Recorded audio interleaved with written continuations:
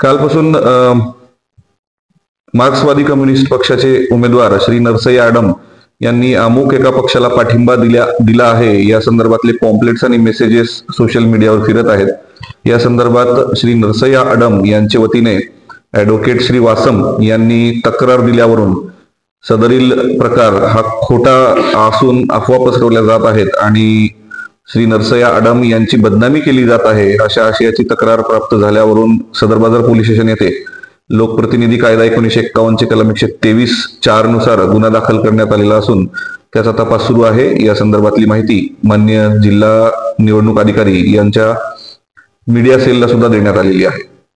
Sir, हा viral कोण करत आहे पॉम्पलेटचं पाठिंबाच्या संदर्भात? सदर गुन्ह्याचा तपास करण्यात येत असून तपासामध्ये ते निष्पन्न होईल।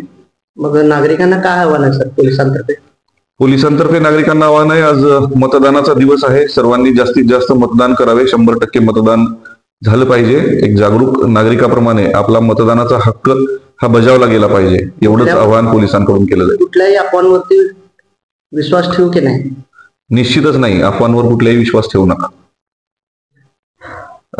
काल मतदारांना प्रलोभन देण्यासाठी जेवण दिलं जात असल्याची तक्रार ऑनलाईन प्राप्त झाल्यावरून MIDC पोलिसांनी सदरील ठिकाणी तपासले असता त्या ठिकाणी खरोखर जेवण तयार करण्यात येण्याची प्रक्रिया सुरू होती। या संदर्भात संबंधित तयार करणाऱ्या लोकांविरोधात भारतीय न्याय संहिता कलम 170-173 नुसार मतदारांना प्रलोभन देण्याबाबत गुन्हा दाखल करण्यात आलेला आहे आणि पुढील तपास सुरू आहे। ताज्या बातम्या पाहण्यासाठी प्राईम महाराष्ट्र न्यूज चॅनलला सबस्क्राईब करा।